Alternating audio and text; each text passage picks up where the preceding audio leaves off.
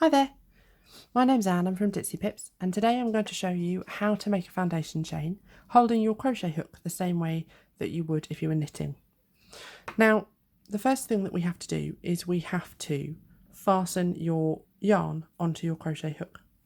There's a couple of different ways of doing this, but I'm going to show you a slip knot first of all. So to make a slip knot, you have the tail end of yarn on the right hand side, the ball end on the left hand side. We're just going to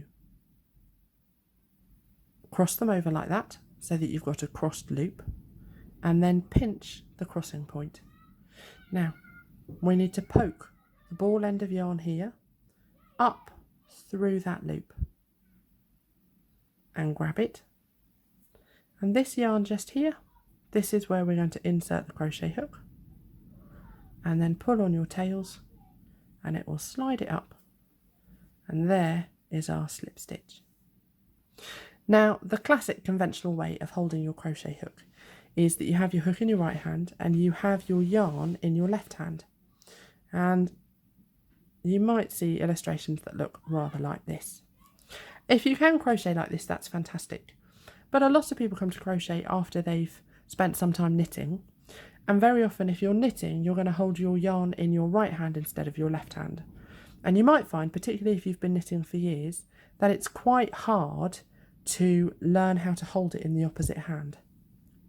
You don't need to worry, because you can actually hold your yarn the same way that you would do if you were knitting. So this is how I hold my yarn when I'm knitting, but you may well have a way that you do it too.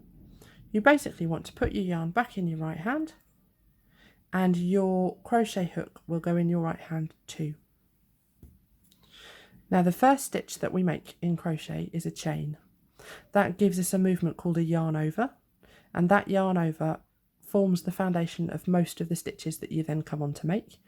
It also works a little bit like casting on and knitting, so you have a base chain that you work into. To do that, we bring the yarn round, bring it towards yourself and over the hook, like that, and then we're going to pull the hook through the back loop that's on here, like that. And you can just use your left hand holding the tail to help pull it off the hook. So let's do it again. You come round towards yourself, and then pinching hard on the chain that you've just made, use the hook to slide back through the back loop, like that. Let me bring it a bit closer and we'll do it again. So you come round, pinch on the chain and slide through. See, here's the front loop, this is our yarn over, here's the back loop here. You want to slide through the back loop and round. Slide through the back loop like that.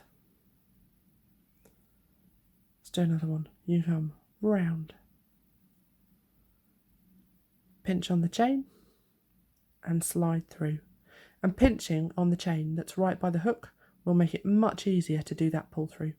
So round and pull through. The temptation might be to come round the other way. So you come round from the back to the front. This is much more the movement that I do when I'm knitting, rather than coming around this way, but you want to come round that way and grab and slide. Otherwise you'll find that you end up with quite a twisted stitch. If you come round this way, your yarn over is much more likely to fall off the hook, like it's just done. So if you come round that way, it just falls off. So you want to come round from the front to the back. Yarn over and pull through.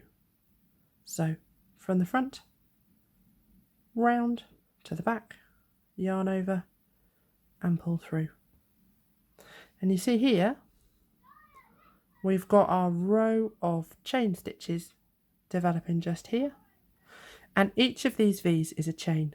So if you see here, we've got a V that goes into a V, that goes into a V, and so on all the way down. Each of these is an individual V. If you wanted to count your chains, you can count the V's, or alternatively, you can turn your crochet sideways Let's get it back in focus, and you can count the bumps across the top. So we've got 1, 2, 3, 4, 5, 6, 7, 8, 9 chains just there. The loop that's on your hook, that never counts as a stitch. It only counts as a stitch once you've come off. And this gives you your foundation chain. Your foundation chain can be any length you want it to, but when you're very first starting out, actually it's really good practice to make a very, very long chain. Keep going.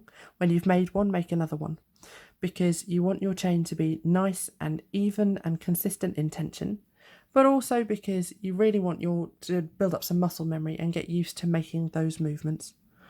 So there we go. If you have a look at the next videos on, it'll show you how to make a double crochet stitch. Thank you for watching. Bye.